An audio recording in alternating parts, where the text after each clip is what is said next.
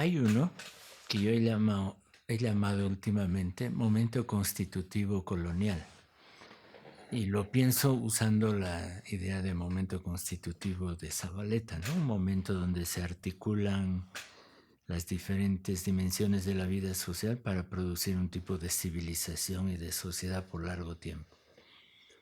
Él no habló de ese momento constitutivo colonial, pero usó todo lo que él dijo para referirme a cómo en determinado momento, el de la conquista, los conquistadores convierten a un pueblo que era agrario en un pueblo extractivista. Es que es una gran transformación civilizacional y eso implica sobreposición de sociedades, jerarquía cultural, política. No describo todos los rasgos, pero creo que eso es importante porque creo que a lo largo de la historia de Bolivia y antes de que exista Bolivia como tal, se ha ido reproduciendo ese momento constitutivo colonial.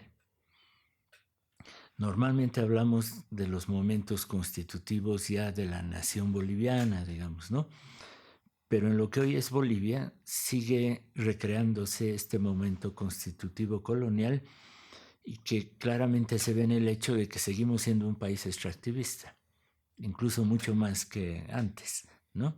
Tal vez no solo con un tipo de recursos, sino con varios, pero es una economía básicamente extractivista y eso ha recreado también el racismo estructural, la jerarquía societal.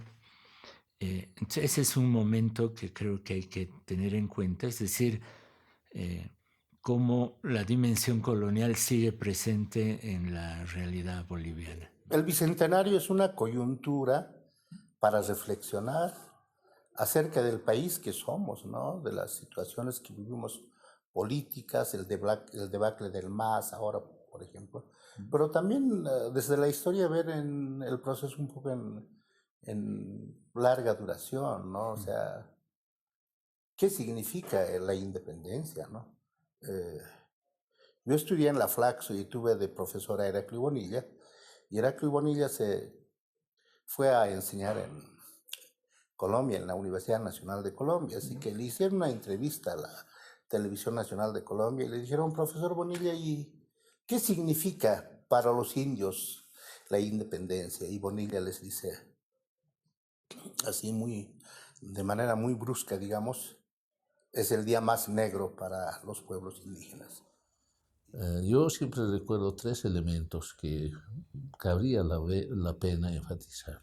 Nuestro nacimiento evidentemente tiene mucha importancia y era una coyuntura histórica totalmente distinta. Creo que nacimos con poca población, por ejemplo.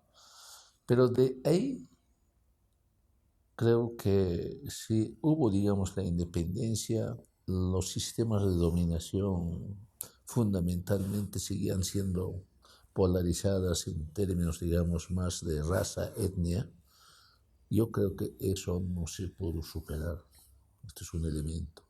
Con esas características, creo que el segundo momento histórico, creo que es necesario enfatizar, es precisamente la Guerra Federal, que marcó mucho el recambio de geopolítica en Bolivia. Pero más allá de ese recambio geopolítico, también marcó, para la coyuntura actual, por ejemplo, esas luchas entre Zárate y Vilca, los liberales, los conservadores, pero más enfatizados nuevamente en esta lucha racial. Yo creo que muchos textos del temible Vilca, Zabaleta, reflexionó de este tema muy importante, que marcó, yo diría, una especie de un momento constitutivo en ese momento histórico, y en cierta medida cambió las relaciones de hegemonías de poder, que hoy día ese elemento influyó en el otro momento histórico que podemos decirla. Para mí es tan importante en ese ciclo grande la revolución de 1952, por ejemplo. Yo sí voy a festejar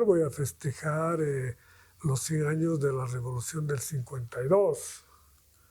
o voy a festejar los 50 años de la creación del Estado plurinacional, por dar dos ejemplos, ¿no? Entonces, a mí no me decía nada, ¿no? Pero no está mal que una sociedad tenga un momento en que se ponga a reflexionar sobre su pasado, su presente y su futuro. Solo que nos agarró en una crisis muy fuerte, no solamente la crisis económica, estamos hablando además del derrumbe del partido y movimiento que estuvo gobernando los últimos 25 años, ¿no? Y en un contexto igual regional y mundial, marcado más bien por esta circulación de ideas de ultraderecha, de cuestionamiento muy fuerte al progresismo a la izquierda. Entonces, y sobre todo esta, qué sé yo, la oposición tradicional diciendo no al Estado plurinacional, volvamos a la República, ¿no?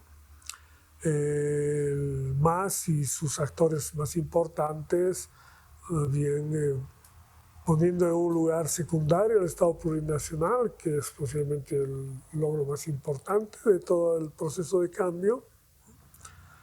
Y como que ahí sonaba